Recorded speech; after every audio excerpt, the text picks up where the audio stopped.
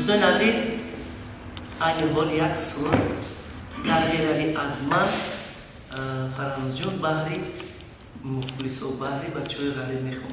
مرامت گوش کنید، کوشش کنید که یار دل داده های شما از بر شما نرود. زنده باشید. مرحمت گوش میکنید.